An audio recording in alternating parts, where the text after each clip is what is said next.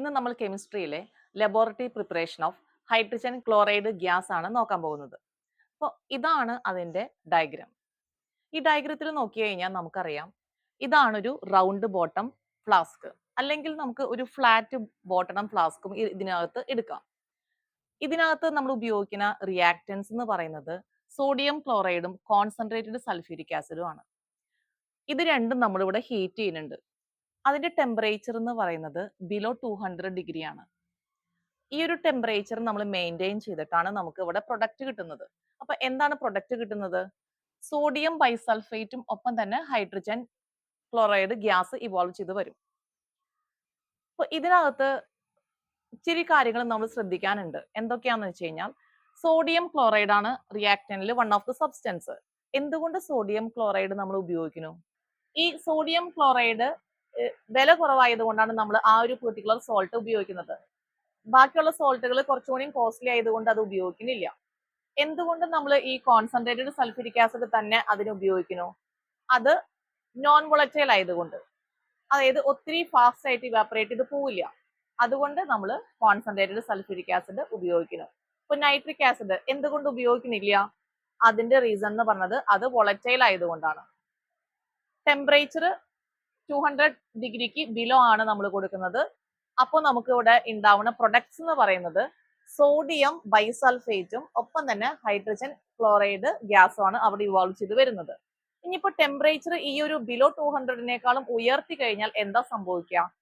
Temperature കൂട്ടി, about 200 ആയി. അപ്പൊ ഉണ്ടാവുന്ന ഈ സോൾട്ട് ഇത് ഒരു അസഡിക് സോൾട്ട് ആണ്. സോഡിയം ബൈസൾഫേറ്റ് എന്ന് പറഞ്ഞത് അസഡിക് സോൾട്ടാ. ഇവിടെ ഒരു ഹൈഡ്രജൻ കണ്ടോ? ഈ ഹൈഡ്രജൻ ഉണ്ടെന്നുണ്ടെങ്കിൽ ആ ഒരു സോൾട്ട് അസഡിക് സോൾട്ട് എന്ന് നമ്മൾ പറയും.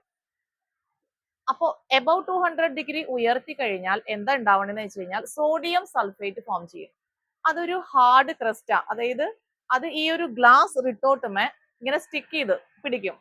അത് ഭയങ്കര ബുദ്ധിമുട്ടാ അതിൽ നിന്ന് റിമൂവ് ചെയ്യാനായിട്ട്. അപ്പൊ അതുകൊണ്ട് നമ്മൾ ടെമ്പറേച്ചർ എപ്പോഴും ബിലോ 200 ആക്കിയിട്ട് തന്നെ മെയിൻറ്റെയിൻ ചെയ്തിട്ടാണ് ഈ ഒരു റിയാക്ഷൻ നടത്തുന്നത്. അപ്പോൾ ഹൈഡ്രജൻ ക്ലോറൈഡ് ഗ്യാസ് ഇവോൾവ് ചെയ്ത് വന്നു. അപ്പോൾ ഇതാണ് ഹൈഡ്രജൻ ക്ലോറൈഡ് ഗ്യാസ് ഇവോൾവ് ചെയ്ത് വരുന്നത്. ഈ ട്യൂബിക്കോടെ ഇതൊരു വാഷർ ബോട്ടിലാണ്. ഇവിടെ നമ്മൾ എടുത്തിരിക്കുന്നത് കോൺസെൻട്രേറ്റഡ് സൾഫ്യൂരിക് ആസിഡ് ആണ്. അപ്പോൾ ഈ ഹൈഡ്രജൻ ക്ലോറൈഡ് ഗ്യാസ് വന്ന് ഇവിടെ ഇതിൽ കൂടെ കടത്തിവിടും. ഈ വാഷർ ബോട്ടിലൂടെ നമ്മൾ ഇതിലൂടെ ആ ഹൈഡ്രജൻ ക്ലോറൈഡ് ഗ്യാസ് കടത്തിവിടും.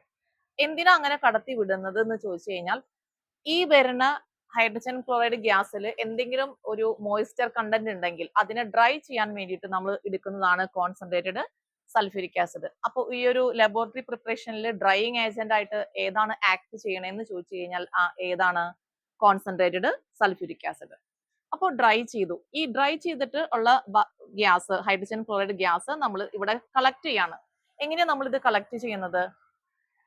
ഈ ഹൈഡ്രജൻ ക്ലോറൈഡ് ഗ്യാസ് ഹെവിയറാ. അപ്പോൾ ഈ ട്യൂബിൽ കൂടെ ഇത് വരുമ്പോൾ ഇവിടെ താഴെ സെറ്റിൽ ഡൗൺ ചെയ്യും. അപ്പൊ ഇവിടുത്തെ എയറിനെ പുറത്തേക്ക് ആക്കും. അപ്പൊ എയർ പുറത്തേക്ക് പോവും, ഹൈഡ്രജൻ ക്ലോറൈഡ് ഗ്യാസ് ഇവിടെ നമ്മൾ കളക്ട് ചെയ്യും. അപ്പൊ അതിന് പറയണ പേരെന്ന് പറയുന്നത് ഡൗൺവേർഡ് ഡെലിവറി ഓഫ് HCl എന്നാ പറയാം. അല്ലെങ്കിൽ നമുക്ക് ഒരു വാക്കും കൂടിയും പറയാം, അപ്വേർഡ് ഡിസ്പ്ലേസ്മെന്റ് ഓഫ് എയർ. രണ്ട് രീതിയിലും നമുക്ക് പറയാം. ഈ HCl ഗ്യാസ് 1.28 ടൈംസ് ഹെവിയർ ആണ് ആരേക്കാളും? എയറിനേക്കാളും. അതുകൊണ്ട് ഇത് താഴെ സെറ്റിൽ ഡൗൺ താഴെ ഇരിക്കും. അപ്പോൾ താഴെ നമ്മൾ ഇത് കളക്ട് ചെയ്യും. ഇനി HCl ഗ്യാസ് നമ്മൾ വെള്ളത്തിൽ കളക്ട് ചെയ്യണില്ല. അതിന്റെ റീസൺ എന്താണെന്ന് ചോദിച്ചു കഴിഞ്ഞാൽ ഈ ഹൈഡ്രജൻ ക്ലോറൈഡ് ഭയങ്കര സോളുബിൾ, വെള്ളത്തിൽ ഭയങ്കര ഹൈലി സോളുബിൾ ആ. അതുകൊണ്ട് അത് വെള്ളത്തിൽ നമ്മൾ കളക്ട് ചെയ്യില്ല. ഇനി ഇതില് കുറച്ച് കാര്യങ്ങൾ നമ്മൾ ശ്രദ്ധിക്കാനുള്ളതെന്ന് വെച്ച് കഴിഞ്ഞാൽ, അതായത് ടെമ്പറേച്ചർ ഹൈ ആക്കില്ല, എബൌട്ട് 200 ഡിഗ്രി ആക്കാത്തതിന് ഒരു വൺ ഓഫ് ദ റീസൺ ആണ് ഈ സോഡിയം സൾഫേറ്റ് ഫോം ചെയ്യുന്നു എന്നുള്ളത്.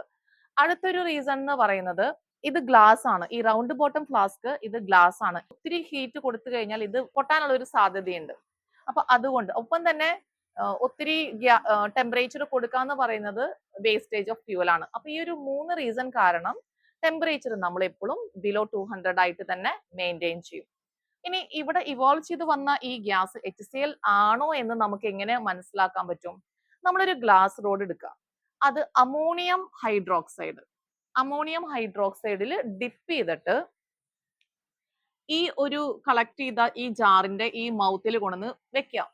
അപ്പോ ഈ അമോണിയം ഹൈഡ്രോക്സൈഡും HCl തമ്മിൽ റിയാക്ട് ചെയ്തിട്ട് അമോണിയം ക്ലോറൈഡിന്റെ ഡെൻസ് വൈറ്റ് ഫ്യൂംസ് വരുന്നുണ്ടെങ്കിൽ നമുക്ക് മനസ്സിലാക്കാം ഇവിടെ കളക്ട് ചെയ്ത ഗ്യാസ് HCl തന്നെയാണ്. അപ്പൊ ഇതിനെ നമ്മൾ എന്ത് പറയും? ഐഡന്റിഫിക്കേഷൻ.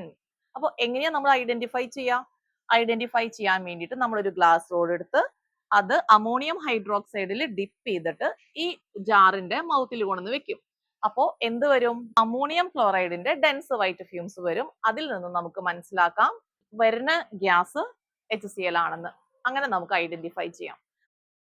ഈ ലബോറട്ടറി പ്രിപ്പറേഷനിൽ നമ്മൾ ശ്രദ്ധിക്കേണ്ട 3 പ്രിക്കോഷൻസ് ഉണ്ട്. ഒന്നാമത്തെ പ്രിക്കോഷൻ എന്ന് പറഞ്ഞത് ഈ ഫിസിൽ ഫണലിന്റെ എൻഡ് ഈ സൊല്യൂഷനിൽ മുട്ടിയിട്ടുണ്ടായിരിക്കണം. ഒപ്പം തന്നെ ഇത് വാഷർ ബോട്ടിലാണ്.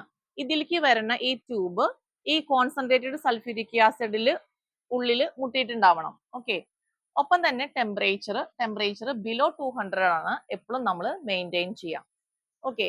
അപ്പൊ ഇവിടെ നമുക്ക് കിട്ടിയ HCl എന്ന് പറയുന്നത് HCl ഗ്യാസ് ആണ്, അത് ആസിഡ് അല്ല. എപ്പോഴാണ് ഈ HCl ഗ്യാസ് ആസിഡ് ആവുക? ആസിഡ് ആവണമെങ്കിൽ അത് വെള്ളത്തിൽ ഡിസോൾവ് ചെയ്യണം. അല്ല ഇപ്പോ എന്തിനാ നമ്മൾ ഈ HCl ഗ്യാസ് ഇവിടെ ഡ്രൈ ചെയ്തതെന്ന് ചോദിച്ചു കഴിഞ്ഞാൽ, അതായത് അതിൽ വാട്ടർ കണ്ടന്റ് ഉണ്ടെന്നുണ്ടെങ്കിൽ അത് അസിഡിക് നേച്ചർ കാണിക്കും, അതായത് HCl ആസിഡ് ആയി മാറും.